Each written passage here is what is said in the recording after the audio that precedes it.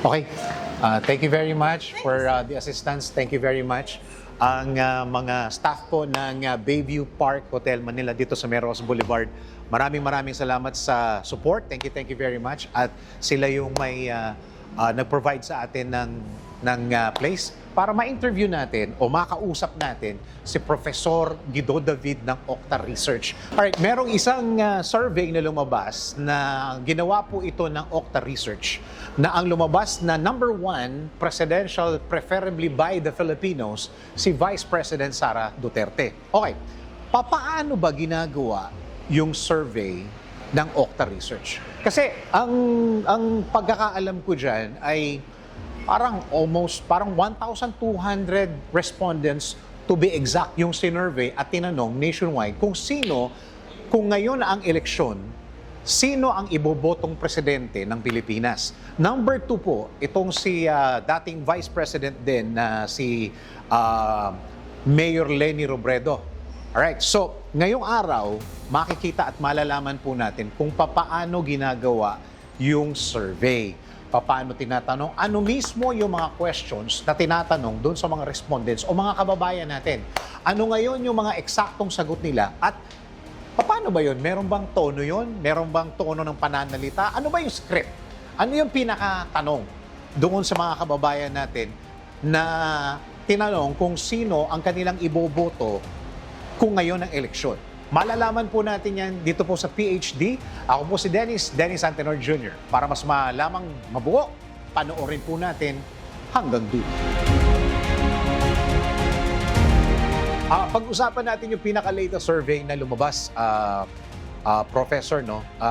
Yung nag-number 1 ulit, itong si Vice President Sara Duterte. Bakit po nag-number 1 si Vice President Sara Duterte sa pinakahuling survey po ng Okta? Aware na yung mga tao na the impeachment is going to happen at nasa Senate na, at alam ba nung mga taong ito na are they aware?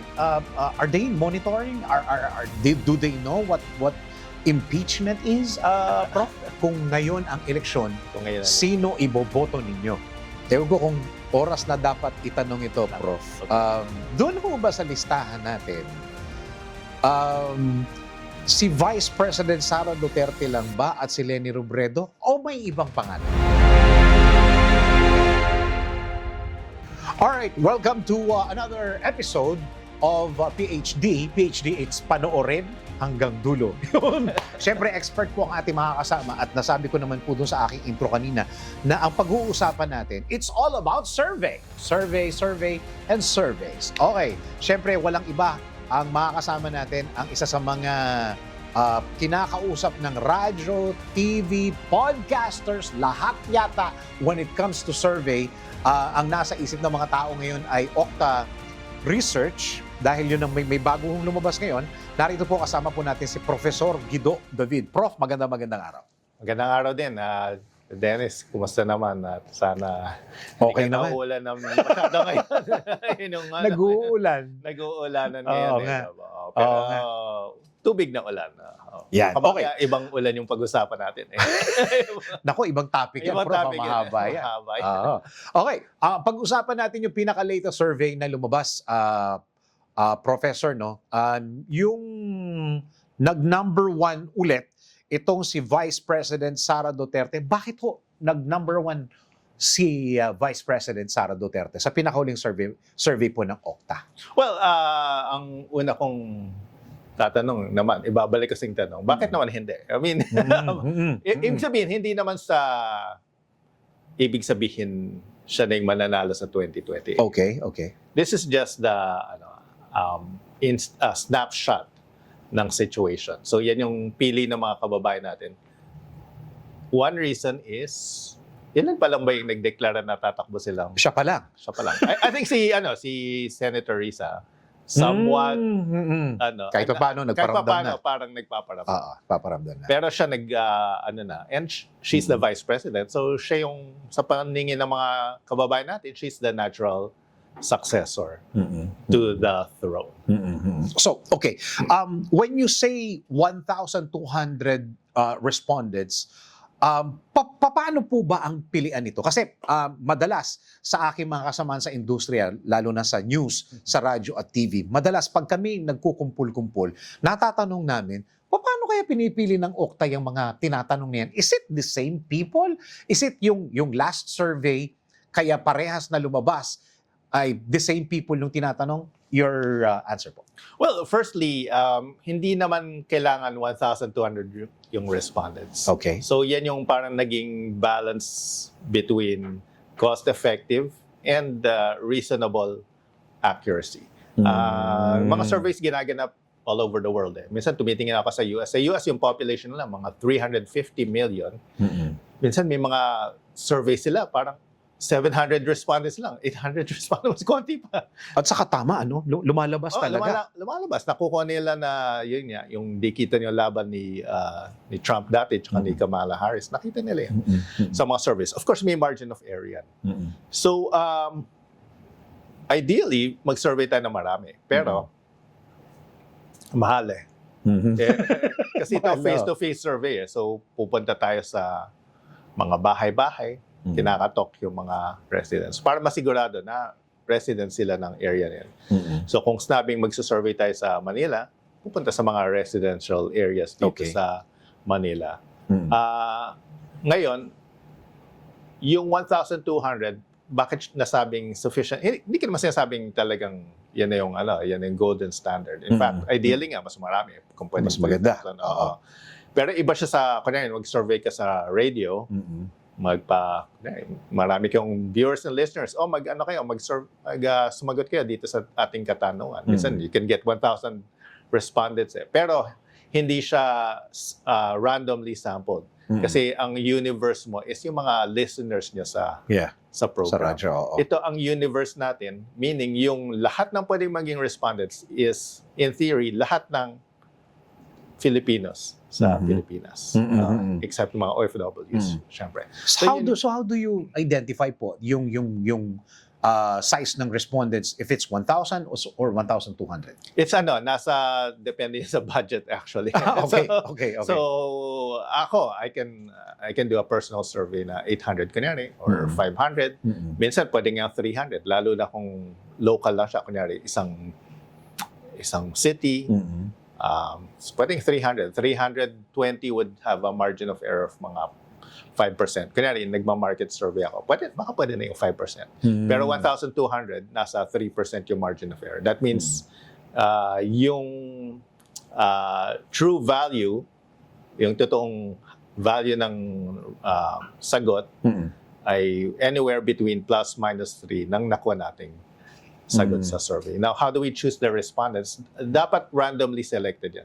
So, ibig sabihin, parang parang lotto. So, kunyari, mag-roll ka ng dice or kunyari, spin a wheel, whatever yung randomization method mo, mag-identify ka ng barangay randomly. Kunyari, sabihin natin, magsusurvey ka sa Manila. So, pipili ka sa mga among nakalimutan kong ilang barangay sa Manila. Pero pipili ka randomly ng barangay sa Manila and then pipili ka ng respondents doon.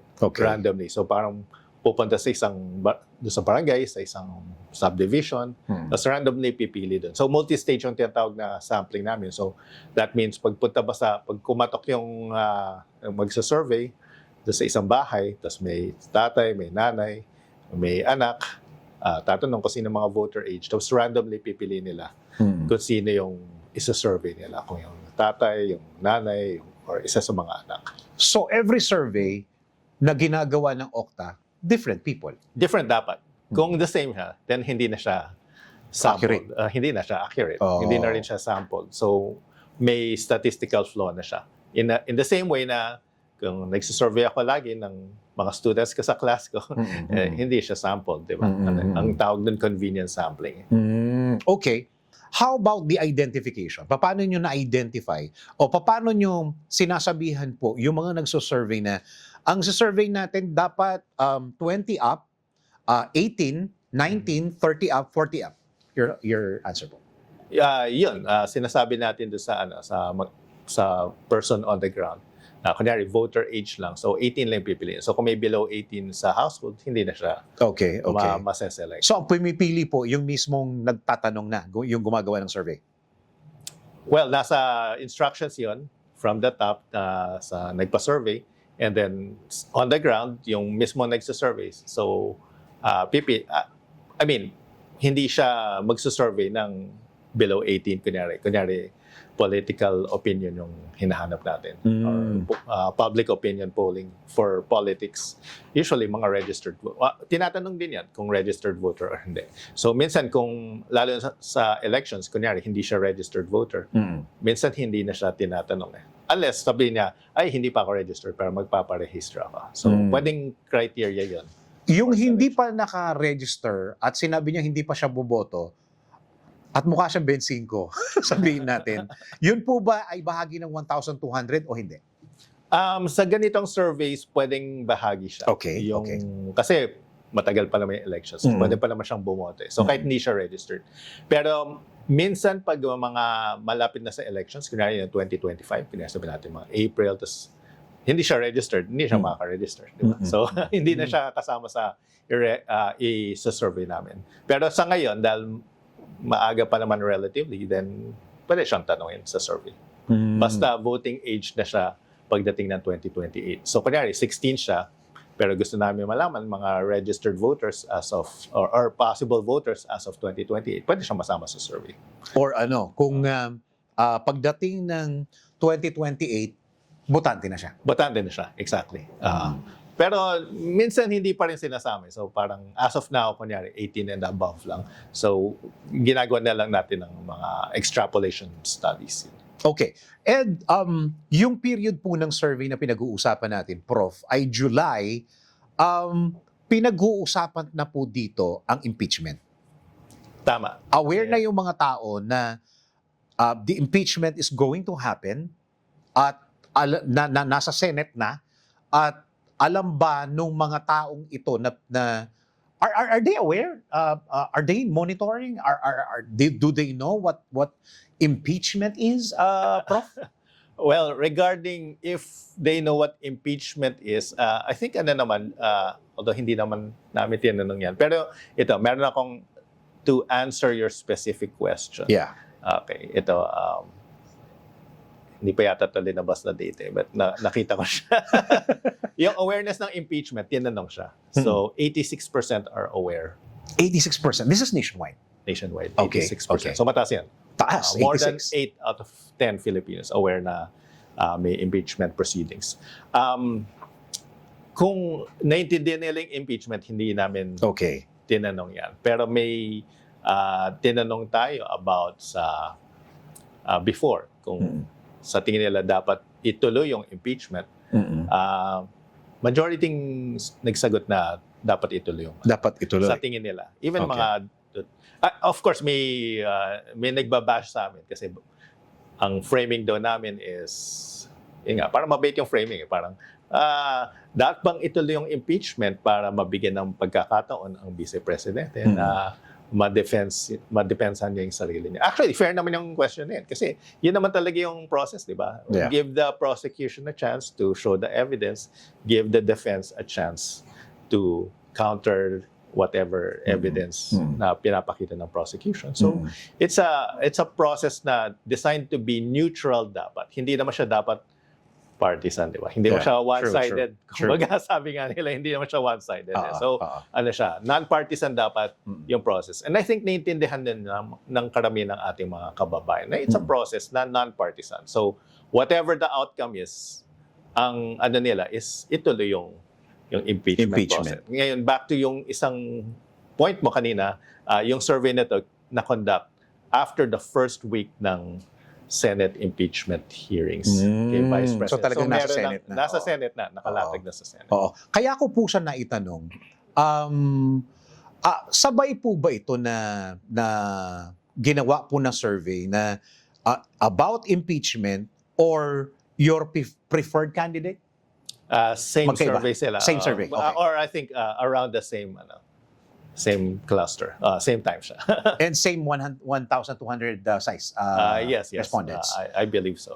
Okay. Tapos, Prof, balikan natin yung question ng surveyors, kung pwede nating tawagin, mga researchers.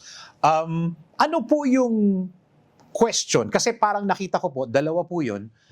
The first one is, kung ngayon ang eleksyon, sino iboboto mo? Yes. Pangalawa is, kung may eleksyon, sino iboboto mo? That's two different questions. Ano po yung question doon? Sige. Ito, babasahin ko yung Sige mismong nasa infographic. Sige po. Kung ang election ng Mayo 2028 ay isasagawa ngayon, Ngayon, okay. sino ang inyong iboboto para sa pagka-presidente? Okay. Yun po yung question. Yun yung Ngayon, kung ngayon ang eleksyon, kung ngayon ang sino iboboto ninyo? Yes. Okay. Is that the exact question po? Wala na akong follow-up question. Well, yan yung exact. Ask is na yan question. Naka-publish na yan. So, release na offer. Yan. Okay. So, walang okay follow-up question. Yan yung exact question na dapat lang na nasagutin ng mga respondents natin. Yes. Kasi slightly different kung tatanungin siya, sinong boboto mo sa 2028? Di ba? Slightly different as you Tama. pointed out. Tama. Ito, kung ngayon kinonduct yung elections. Okay. Still on the surveyor. What particular time of the day you do the survey, Prof? Is it in the morning na nandun pa yung mga papasok? Is it the noon time na or late morning like 10 o'clock, 12 o'clock, after lunch, merienda, hapon, or gabi? Actually, all day yan kasi yung mga nagsasurvey, may mga quota sila kung ilan masasurvey nila. So, or may target sila. Hindi naman quota, but more like targets na dapat makasurvey sila ng ganitong number. Sabi natin, example lang, makasurvey siya ng 10. So, buong araw yan. Ngayon, yung baka tanong mo, paano yung mga, kanya si Dennis na nagtatrabaho, naghahanap buhay, wala siya sa bahay. At saka marami yun, Prof. Marami yun, yung gano'n. Okay lang naman, pwede naman bumalik yung surveyor. Yung surveyor. So mag-a-arrange sila. Ganun ba, wala pa siya. Anong oras siya babalik? 7 PM. Sige, babalik na lang. So pwede mag-overtime yung surveyor. Oh, so pwede siyang, so hindi lang ito isang araw na pinag-uusapan pala natin. Ay, hindi, Prof? multi-days to. Usually mga 5 days naka-spread out to. Tapos in parallel tumatakbo yung nationwide. So kumaga may nagsa-survey sa Metro Manila, may sa Visayas, may sa Mindanao, sa Balance Luzon. Okay. Sa mga survey areas, Prof, meron bang nagsasabi na, kasi ako taga radio industry ako, kaya aware ako sa mga survey. Meron ba nagsasabi na, uy, wag lang akong i-survey pati yung kapitbahay ko. Pwede niyong isama kasi siya makaleni siya or makasara siya kino-consider niyo ho ba yan? Ay, hindi dapat i-consider kung may biases na agad yung respondent. Pero may mga tumatanggi, syempre. May mga nagde-decline, ayaw nila magpa-survey. So, pwedeng lumipat sa sunod na bahay dahil sila yung... choice na po nung surveyor yun. May instructions naman sila sa kanila kung saan susunod na pupunta sila kung in case mag-decline itong respondent. Okay. What do you think na po? Is it yung advantage na nag-declare na po si Vice President Sara Duterte versus hindi pa nagde-declare, hindi pa rin po natin kasi alam kung tatakbo, versus hindi pa nagde-declare na Leni Robredo? Well, both are advantage kay VP Sara kasi hindi pa nagde-declare mga kalaban niya. But at the same time, nakita natin in past elections, sometimes it's not wise na mag-declare early. In fact, yun yung strategy ni former President Digong. Dati. Nag-last minute substitution yung ginawa nila para late na siya pumasok sa campaign. Although late siya pumasok sa campaign, medyo may surge siya. And ang nakita kasi nila is yung nangyari kay former Vice President Binay na early on, nung 2010, nung nanalo siya ng, I'm sure naalala mo, nanalo siya ng Vice President, napaka-strong ng political capital niya. He won by a overwhelming number. And ang mga tao, early on pa lang, no 2010, naririnig ko na sinasabi, ayan na yung next president. And I was hearing that until mga 2013, 2014. Pero slowly, napansin ko rin, may mga lumalabas sa social media na hindi pabor sa former vice president. And I think that affected yung naging outcome. And slowly, nakikita ko rin sa mga surveys nun, nagsimula siya na siya yung preferred presidential, even as late as mga 2014 or even 2015 yata. And then later, nag-decline na out of favor na siya sa public. And then naging si former Senator Grace po yung naging leading. And then later rin, nag-decline na rin siya because there were, tinarget din siya about her, yung pagiging Filipino or something. And then nung mga early 2016 na, I think late 2015 to early 2016, si former former President Duterte na yung nasa lead. So, sa mga survey. So, ganun yung, alam yan ng mga tao, alam yan ng mga strategists na sometimes, if you show your cards too early, baka magba-backfire kasi magkakatirahan eh. Maglalabas na lahat ng mga dumi or lahat ng mga ano. And mahaba Especially the social media age. Especially the social media age and the along with the social media age, kasama din yan yung the troll age, the AI age. Marami yung mga kasama sa social media. Maraming trolls, maraming mga AI-generated content. Lalo na ngayon. Noong 2016, may social media na, pero yung mga AI, wala pa masyado, di ba? True. Okay. Ewan ko kung oras na dapat itanong ito, Prof. Okay. Doon ho ba sa listahan natin, si Vice President Sara Duterte lang ba at si Leni Robredo o may ibang pangalan? Itong specific na tinutukoy natin is one-on-one na siya. One-on-one lang. Walang ibang pangalan. Okay. And pero may lumabas ba? May iba bang lumabas na pangalan, Prof? May survey. Unang-una, merong unaided survey na tinatawag. So, Okay. pag unaided is, sino sa tingin mo yung dapat pangulo or iboboto mong pangulo sa 2028, for example. Okay. So, siya yung magvo-volunteer ng pangalan kung unaided. Kung walang listahan. Okay. So, kung sasabihin niya, ay gusto ko si Dennis Antenor.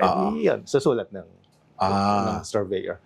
Ngayon, meron din aided na may listahan kami ng mga pangalan. Okay. Actually, yung survey namin is aided. May mga list ng mga pangalan na mga sa tingin namin likely or possible, not likely but possible. Can you?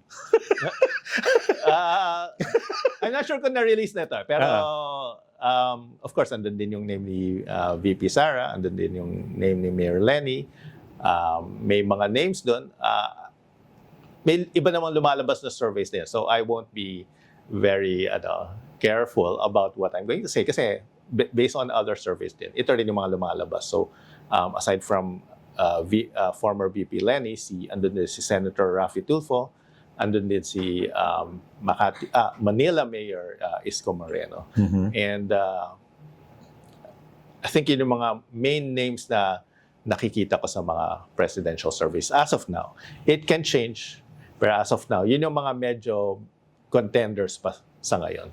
Kumbaga, early favorites yan.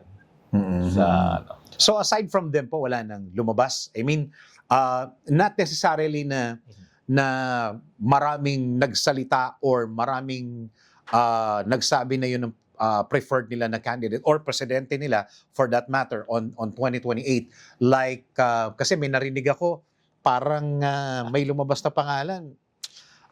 Mayor Magalong, MVP, yung mga ganyang pangalan ba lumabas, Prof? Kay MVP, wala pa ako masyado nakikita. Pero Okay. it can change kasi wala din siya sa aided namin. Okay. Pero normally, kami mismo sa aming research, naglalagay kami ng isang businessman like before. Kanya si RSA, si Mon Ang. I mean, tinetest lang. Tinitingnan natin. Pero before ginawa nyo na po yun, nilagay nyo po si RSA? Si RSA na nalagay na before sa research lang naman namin. I'm not sure kung ni-release yung... Kasi may mga balita din noon, Prof, no? Yes, nung 2022 yan. Yes, oo. Si Mayor Magalong, hindi pa namin na-try sa alam ko. Or maybe hindi siya masyadong ganun ka... DILG Secretary John Vic Remulla. Ngayon lang pumasok sa isip ko. Meron din, pero Okay. I'm not sure if I can talk about that. Okay. So, pero may lumalabas na So, kumaga, aside from these 4 names, ang mga posible Mm. sa nakikita, Senator Erwin Tulfo, Okay. Senator Bam Aquino, Mhm. Senator Risa, President po pinag-uusapan natin. President. Okay. Okay. Senator Risa Ontiveros, Senator Bongo, Senator Robin Padilla. So, these are other names na off the top of my mind Mm. na naalala kong na Oh. I think may potential at least. Sabihin natin may potential. Kahit pa paano, alam si- na, kilala na rin ng Kilala masa. na rin. Mataas na yung awareness nila. Almost 100%, 90 to 100% awareness. So kilala sila mga taong bayan. And so kung mag-campaign sila, may potential. Si Secretary John Vic, yung awareness niya hindi kasing taas ng mga iba kasi nationwide, di ba? Pero I think he might also be in the conversation. Ang hindi ko pa nakita na isang napag-usapan sa social media is also si Senate President Win Gatchalian because nag-trending yung win rin nila. So, yun sabi ni Ronald Llamas, nag-trending yung win rin. So it means the potential may also be there. Pero right now, yun nga, if we're talking as of this moment, yun yung mga nabanggit kong pangalan. Sila yung mga nag-register sa ating mga respondents sa survey. Okay.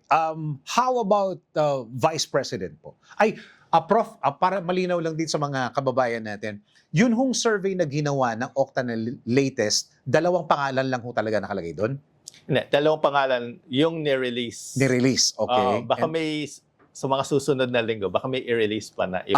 So, I'm not at liberty to talk about them yet. Oo. Pero, parang teaser lang. Pero may surveys na maraming pangalan. Okay. Kaya may data tayo, may basis tayo na ito yung mga pangalan na sa tingin natin, could be in the conversation. Okay. So, natapos na po natin yung presidente. Let's talk about the vice president contenders. Tapos pag-usapan din po natin yung mga senators dahil alam ko po na bahagi po yan ng mga tinanong nyo sa ating mga kababayan at yung awareness po ng mga kababayan natin kung ano yung mga lumalabas since na nandun na po siguro, natanong din ng mga surveyors ng Okta sa area, ano yung mga problema na sila'y aware na kailangan bigyan ng solusyon ng mga tatakbo at ano yung mga problemang mas priority nila sa 2028. Kasi 2022 is different from 2028, Prof, right? Magkaiba yan. Pero bago nyo po sagutin yan, sa episode 2 po tayo pag-uusapan po natin yan, ha? Okay. Okay. So, yan po ang ating episode 1. Kasama po natin si Professor Guido David ng Okta Research. Ito pa rin po ang PhD. Panoorin hanggang dulo. Ako po si Dennis Antenocho.